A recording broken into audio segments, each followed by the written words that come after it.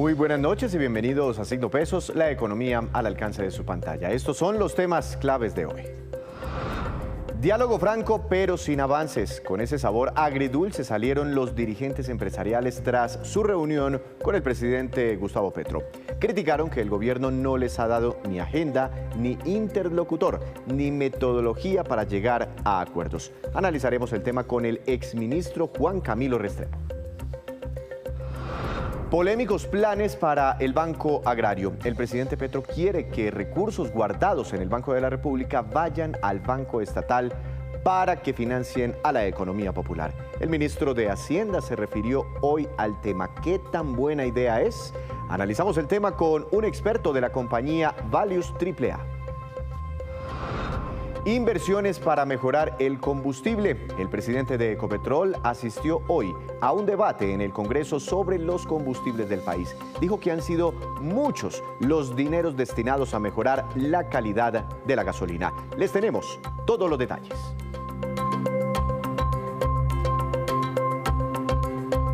Comenzamos esta emisión hablando de los sinsabores que dejó el encuentro de anoche entre los dirigentes empresariales agrupados de un lado por el Consejo Gremial Nacional y de otro lado el presidente Gustavo Petro con parte de su gabinete, una reunión celebrada en Casa de Nariño. Pese a 3 horas de encuentro, los voceros de los gremios aseguraron que no hubo avances y mucho menos acuerdos. Para analizar este tema que preocupa a muchos sectores en el país, quiero saludar al doctor Juan Camilo Restrepo, exministro de Hacienda. Doctor Restrepo, buenas noches, bienvenido a Signo Pesos, ¿cómo está? Muy buenas noches, Víctor. Saludos a todos los televidentes. Muy complacido de estar en el programa.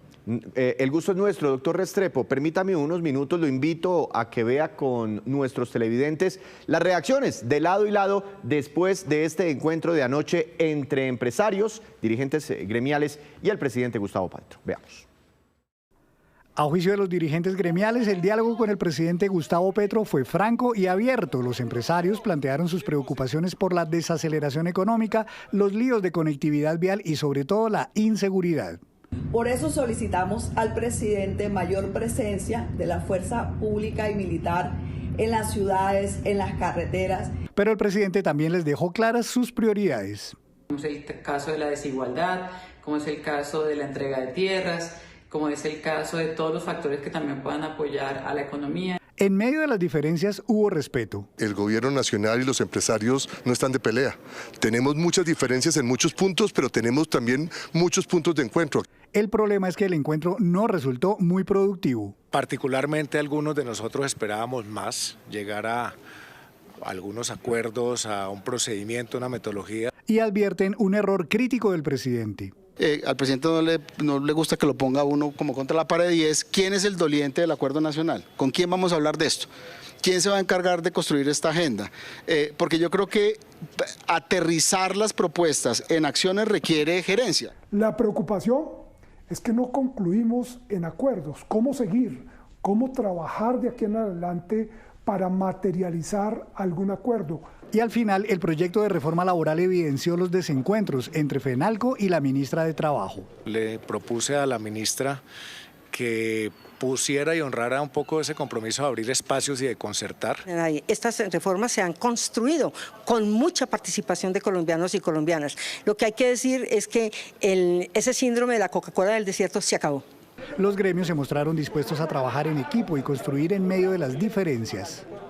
Le solicitamos al gobierno que vea al sector empresarial como esa columna vertebral de la economía que merece un respeto en la institucionalidad. De momento no quedó programada ninguna nueva reunión entre empresarios y alto gobierno.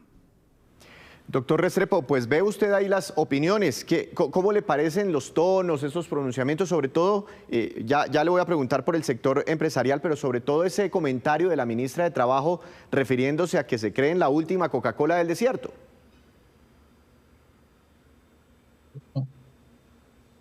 Se me hace que es una respuesta destemplada que muestra el poco, por decir nulo, avance que tuvo esta reunión. Hay que recordar que según las leyes vigentes, el Comité de Concertación Laboral, que no solamente funciona para fijar el salario mínimo, y donde había solicitado la ANDI que llevaran la reforma laboral, no la llevaron, no que la presentaron de improviso. Esa no es la última Coca-Cola del desierto, es una muestra más del poco ánimo conciliatorio que anima al gobierno y el nulo propósito de concertación para temas tan espinosos y tan importantes como la reforma laboral. Cuando se presentó la reforma laboral 1.0 en el primer semestre de este año, digamos que se hizo un llamado a este comité de negociación que usted hace referencia, pero después gremios como la ANDI dijeron, pues sí, nos reunimos, pero al final no tuvieron en cuenta nuestras propuestas. Y en esta reforma 2.0 ni siquiera los llamaron a muchos gremios a buscar un diálogo, una concertación. Y la reforma 1.0 pues se hundió. ¿Esto no pondría al final en riesgo el éxito de esta reforma laboral, hablando solo de esta reforma, la laboral 2.0? Yo creo que está en un terreno de mucha incertidumbre por la falta de concertación, porque es que permítanme volver sobre el tema del comité de concertación que existe creado por ley. Ese comité, dice la ley que lo regula, no es solo para fijar cada año el salario mínimo, es para concertar tripartitamente o intentar concertar al menos entre gobierno, empresarios y sindicatos los grandes temas de la política laboral. Entonces, lo que solicitó la ANDI es que en esta segunda versión de la reforma laboral por lo menos llevaran previamente el asunto al comité de concertación que existe, y no lo hicieron así, y le responden con este chascarrillo de la Coca-Cola del desierto. Eso lo que está mostrando es que fue una reunión, ha sido reuniones cordiales, pero sin ningún avance, y yo creo adivinar sin ningún deseo de avanzar en nada concreto en concertación. Doctor Restrepo, bueno, pues ahí están las formas de algunos funcionarios del gobierno nacional, criticadas por muchos, aplaudidas por otros, pero más allá de esas formas, ¿no será que del otro lado los empresarios de pronto no están entendiendo que muchas cosas han venido cambiando en el país? Que es el primer gobierno de izquierda que tiene una visión distinta de las cosas. ¿No será que de pronto también tienen que ceder un poquitico del otro lado? Seguramente, tienen que ceder, como tiene que ceder el gobierno, sobre todo en este tema laboral que está regulado por la concertación prevista por la ley. Porque de lo contrario, esto va a llevar a otro escenario, que es el que ya vimos en la legislatura pasada, unas reformas titubeantes en el Congreso, llenas de controversias y que finalmente no se aprueba nada. De manera que sí, tienen que ceder de parte y parte, pero lo que uno observa de esta reunión ayer en Palacio, desprevenidamente desde afuera, es que fue una reunión cordial. Pues sí, claro, no se quebraron los platos en la cara, no se trataba de eso, pero no, los balances que hacen estos empresarios y estos dirigentes gremiales es muy negativo a cualquier avance que no lo hubo, a cualquier gerencia del Pacto Nacional que no la hay, ni siquiera fijaron fecha para la próxima reunión, y a los que reclamaron que no los sorprendieran con proyectos no concertados como este laboral, les respondieron como ya lo hemos analizado. ¿Cuál podría ser la consecuencia de todo esto? De un gobierno nacional, por un lado, sí, trabajando en sus cosas, y un sector empresarial, pues, trabajando por otro lado, sin la mitad de un puente que los comunique. ¿Cuál puede ser el efecto de todo esto? Que las reformas, tal como se les plantea, van a entrar en un terreno de arenas movedizas, que en donde no se va a presentar ninguna conclusión clara. Es que hay que recordar que el gobierno no tiene, el Grupo de la Colombia Humana no tiene más del 25% del Congreso. Pues uno no puede pretender, cuando no tienen sino el 25% de las bancadas congresionales, que le aprueben a pie juntillas y sin cambiarle una coma a todo lo que presente. Como también tienen que tener los empresarios el entendimiento de que tienen que considerar y aceptar algunas de las tesis del gobierno. Pero el gobierno sí tiene que bajarse de un cierto terreno de mucha ambigüedad y de mucha arrogancia que se le nota en estas reuniones. Cuando usted dice, y bueno, lo planteaban algunos de los dirigentes gremiales, se habla mucho del acuerdo nacional. Listo, ahí estamos. Lo que haya que hacer, ahí miramos, dialogamos, pero que ni siquiera hay como un gerente, como una hoja de ruta, que a veces ni siquiera se entiende qué es eso del acuerdo nacional. ¿Usted qué opina de esos comentarios, de esas, digamos, de esas críticas iniciales? Yo creo que están bien fundadas. Un acuerdo nacional que pretende ser enciclopédico sobre todo lo habido y por haber, tiene que comenzar por cosas concretas. Y tiene que tener una gerencia, y tiene que tener una agenda, y tiene que tener unas fechas, y tiene que tener una secretaría. Nada de eso se está viendo.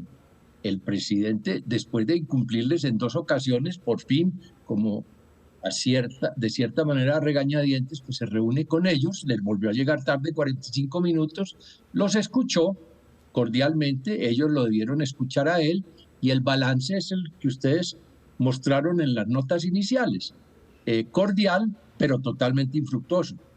¿Pero cree usted, doctor Restrepo, que es como una ruptura más entre el propio presidente, el doctor Gustavo Petro, con algunos líderes gremiales? Porque es que de otro lado uno habla con algunos gremios y dicen, mire, aquí hay unos funcionarios del gobierno, unos ministros que son muy diligentes, que son muy amables, que nos escuchan, con los que hablamos, con los que avanzamos en muchas cosas. Esas fisuras ya se vienen dando desde hace rato, no son nuevas. Puede que se hayan venido expresando de manera más rotunda últimamente. Es que, por ejemplo, ayer, antes de esta reunión en Palacio, unas pocas horas antes, el presidente fue a una reunión en el SENA.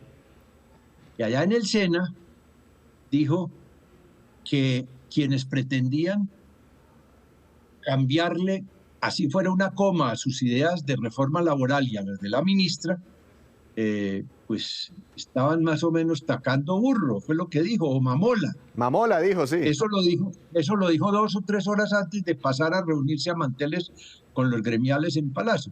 Lo que demuestra pues que ahí no hay, yo no veo francamente un ánimo de cordial, sí, que ya es un avance, pero la cordialidad no quiere decir que sea una cosa fructífera y productiva. Pensando, y esta es mi última pregunta, doctor Restrepo, constructivamente, ¿qué cree usted, pues que ha tenido tanta experiencia en el sector público, que podrían hacer de lado y lado? ¿Qué podría hacer el gobierno nacional? ¿En qué podría ceder? Y de otro lado lo mismo, los empresarios, ¿qué podrían hacer? ¿En qué podrían ceder? Como por lo menos para encontrar un punto de acuerdo, un punto de partida. Pues ponerse de acuerdo sobre un tema concreto importante, no pretender ventilarlos todos, si es la reforma laboral, si es la reforma de la salud, y tratar de común acuerdo junto con los partidos políticos, que no se nos olvide que esto tiene que pasar luego por el Congreso, donde el gobierno, vuelvo y repito, no tiene más que el 25% de las bancadas, que son las de la Colombia Humana. Entonces, tratar con los partidos y con la representación gremial de construir un texto de común acuerdo. Esa es la concertación. Claro. Pues aquí vemos en esta imagen cuando se dan la mano el presidente Petro y el doctor Bruce McMaster en la reunión de ayer, después de que el presidente cancelara su participación hace un par de semanas a la Asamblea de la ANDI, un tema del que también se habló bastante. Doctor Restrepo, gracias, feliz noche, muchas gracias por acompañarnos esta noche. Bueno, que estén muy bien, me place saludarlos. Es la opinión del exministro. Hacemos una breve pausa, pero cuando regresemos espere qué opinan o qué opinión tienen los comerciantes bogotanos sobre la inseguridad en la capital. Ya les contamos. Regresamos a Signo Pesos, gracias por continuar con nosotros. El presidente Gustavo Petro lanzó una propuesta para transformar al Banco Agrario, no solo de nombre, también de forma, buscando que financie principalmente a lo que él ha denominado la economía popular. Para ver cómo quieren hacerlo y qué tan positivo es este anuncio, quiero saludar al doctor Jason Andrés Balaguera. Él es el CEO de Values AAA, banca de inversión. Doctor Balaguera, buenas noches. Bienvenido a Signo Pesos. ¿Cómo ha estado? Buenas noches, estimado Víctor. Un gusto saludarlo. Doctor Balaguera, no se me mueva. Yo quiero invitarlo a usted y de nuevo a nuestros televidentes a escuchar primero lo que dijo, cuál es la propuesta del presidente Gustavo Petro y también una explicación adicional que entregó hoy el ministro de Hacienda, Ricardo Bonilla. Veamos. El Banco Agrario se va a transformar en Banco Agrario y Popular. Para ello hemos determinado que fondos que son del presupuesto y se guardan en la banca por ahí, a veces hasta tiempos largos, o en el Banco de la República, se pongan en el Banco Agrario para que haya un mecanismo mucho más grande, en un volumen mucho mayor de préstamos a tasas de interés subsidiadas. Hay un reclamo de que hoy el Banco de la República tiene mucha liquidez y que esa liquidez, por definición del mismo banco, toda tiene que ir al Banco de la República y la propuesta es, una parte de eso podría destinarse, si hay la queja de mucha liquidez, una parte podría destinarse a apalancar recursos de crédito popular y esa plata podría llegar al Banco Agrario. Pero previamente, para que eso sea cierto, es necesario que el Banco de la República modifique una resolución del año 2005. Tiene que haber acuerdo de la... Se va a plantear. Se va a plantear. El gobierno ya está trabajando en un proyecto de decreto en ese sentido. De la liquidez de los entes territoriales que van a pasar a ser manejados por... Yo diría que todavía no es un proyecto de decreto, yo diría que son ideas sueltas y que el crédito público tiene que moderar su posición porque no es la posición oficial del ministerio.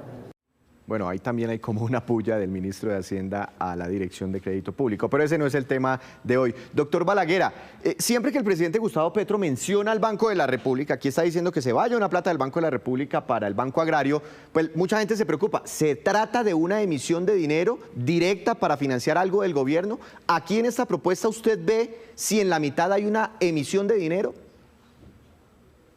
Estimado Víctor, según digamos lo que ha mencionado el presidente, se supone que los recursos de los que habló en su discurso son líquidos, es decir, ya es recursos con los que cuenta el Banco de la República del Gobierno Nacional y estos son los que se pretenden, digamos, girar hacia subsidiar las tasas de interés del Banco Agrario y Popular, como le ha llamado a la nueva denominación del banco. Al parecer, inicialmente, según lo que se ha comentado, lo que hemos visto por información pública, no corresponde a una emisión nueva que genere el Banco de la República como tal. Ah, entonces es plata ya emitida que está guardada en el Banco de la República.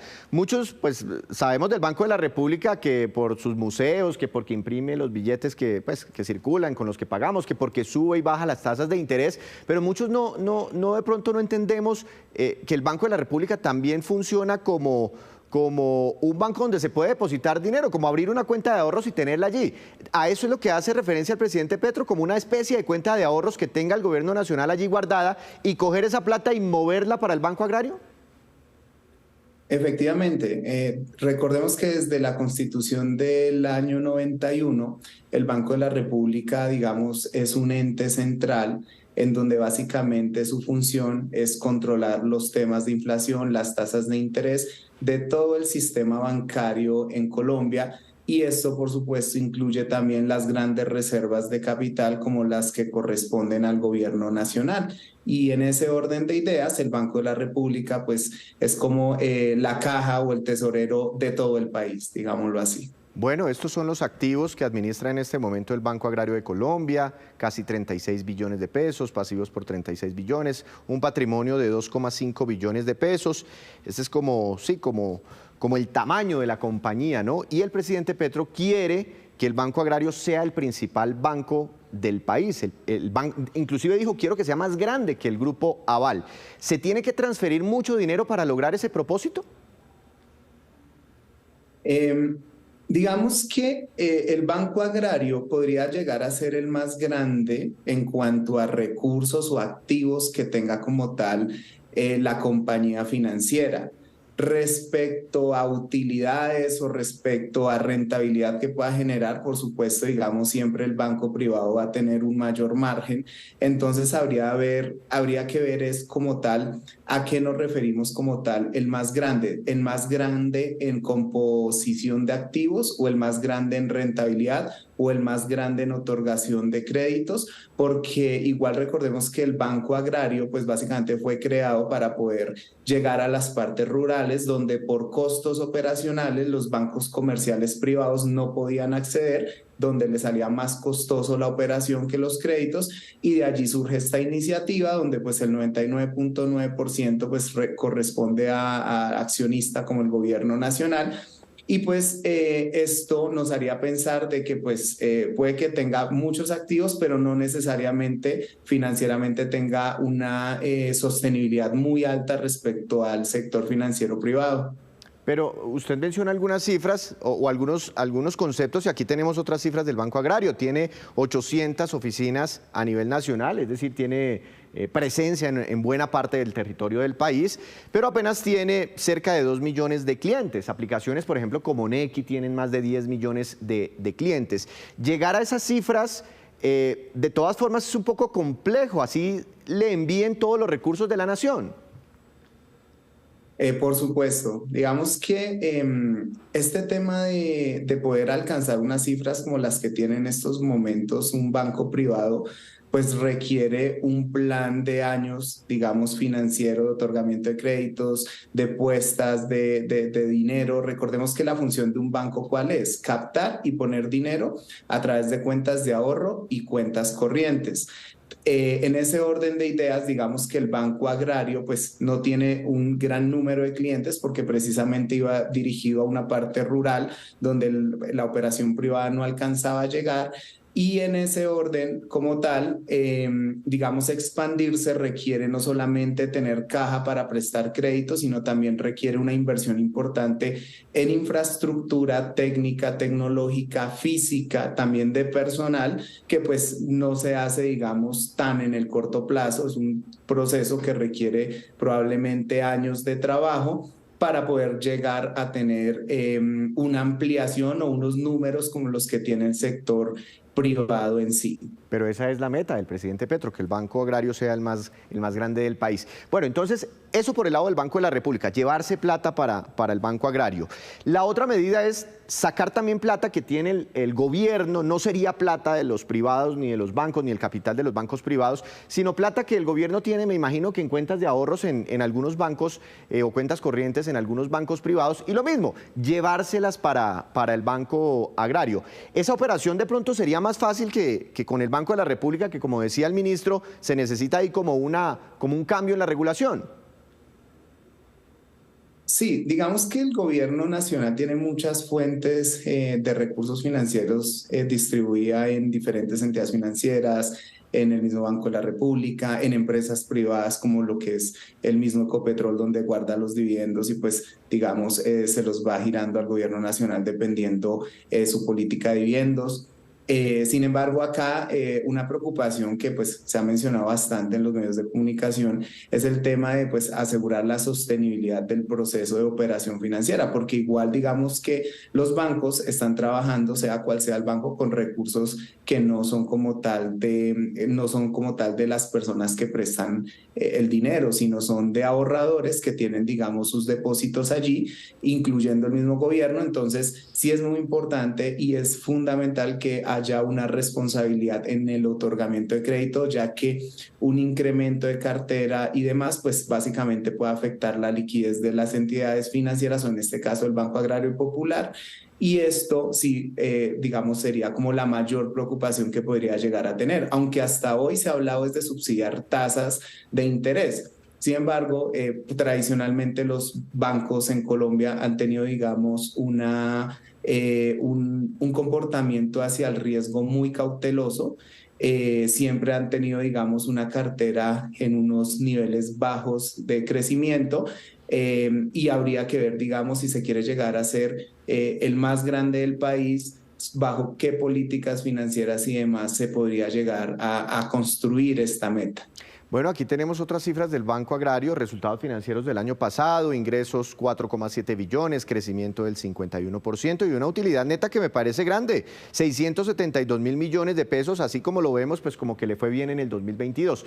Pero mire, yo le confieso, cuando arranca el mes, yo guardo una platica, cuando arranca el mes guardo una plata, la tengo comprometida para el mercado que hago a final de mes, ¿sí? Mi pregunta es, ¿toda esta plata que tiene el gobierno por allá en el Banco de la República, en los bancos privados, no es plata que ya está comprometida? Es decir, que ya está comprometida, no se está ejecutando, pero está comprometida para los subsidios de fin de año o para pagar, no sé, cualquier cosa, jóvenes en paz, cualquier cosa. ¿Esa plata ya no está comprometida o está por ahí sin utilizarse?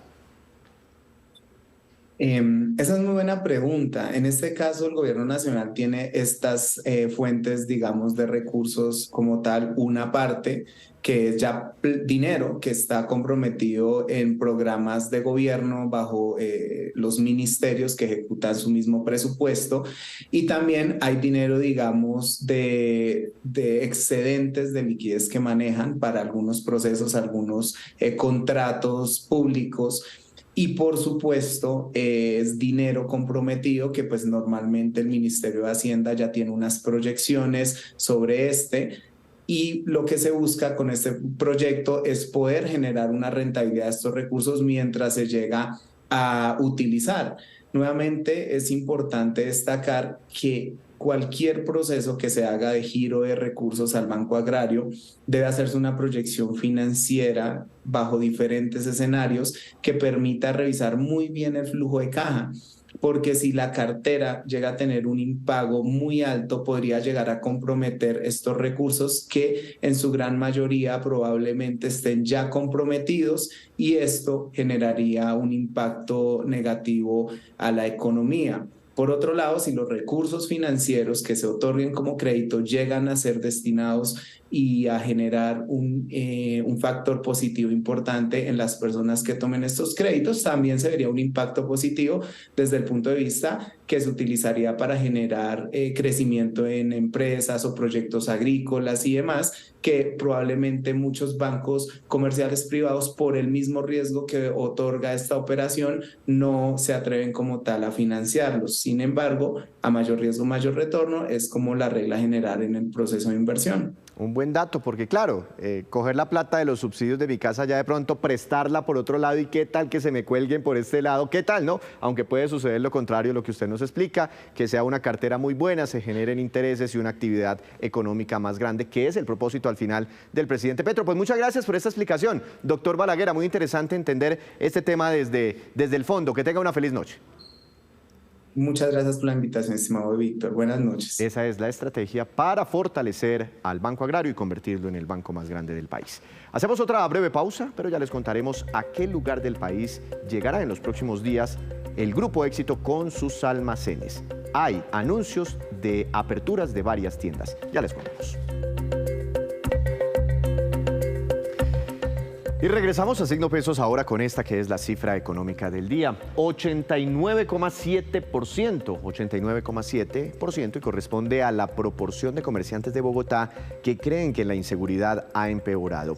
El resultado sale de una encuesta de Fenalco realizada en la capital. Según esa consulta, el restante 10,3% de los comerciantes dicen que la inseguridad sigue igual que antes. Ninguno de ellos cree que haya mejorado en algo la seguridad.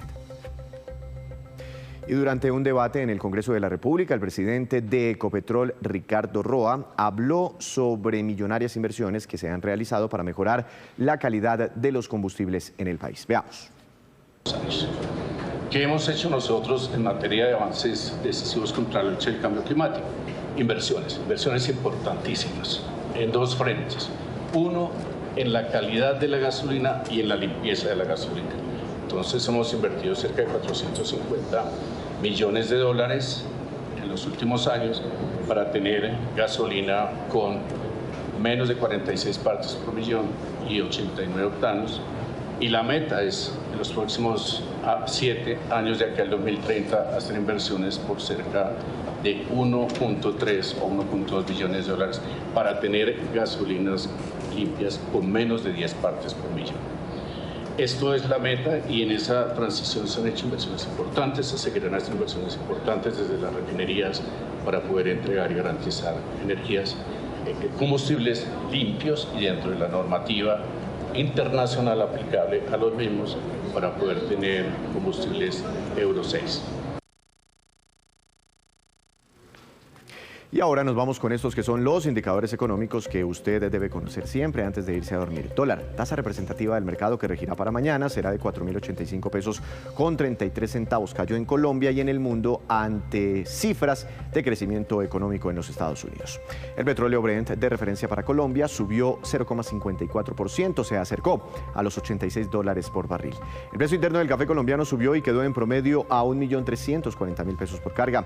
El índice MSCI Colcap de la Bolsa de Valores de Colombia subió 0,32%, acción más valorizada. Después de caer mucho en los últimos días, hoy se sacude un poquitico la acción del Grupo Éxito con una ganancia de 4,64%. Y la que más bajó fue la propia acción de la Bolsa de Valores de Colombia con un retroceso de 9,80%. Y antes de despedirnos, los dejo con este dato. Precisamente, Almacenes Éxito anunció hoy una buena noticia para los habitantes de una zona alejada del país, pero muy querida por todos, el archipiélago de San Andrés. La compañía abrirá en los próximos días 4 tiendas en San Andrés, Providencia y también en Santa Catalina. Son las primeras tiendas del Grupo Éxito en este lugar. La inversión será de 7.500 millones de pesos. Además, los almacenes contarán con el servicio de las droguerías Cafam. El plan generará 100 empleos inicialmente y beneficiará a los 60.000 habitantes de este archipiélago, por supuesto también a los turistas que llegan. Con estas nuevas tiendas, Almacenes Éxito completará un total de 262 a nivel nacional. Así terminamos por hoy, los esperamos mañana con una nueva emisión y con toda la información económica que usted necesita saber. Mañana tasas de interés del Banco de la República y desempleo. Esto es Signo Pesos, la economía al alcance de su pantalla. Que tenga una feliz noche.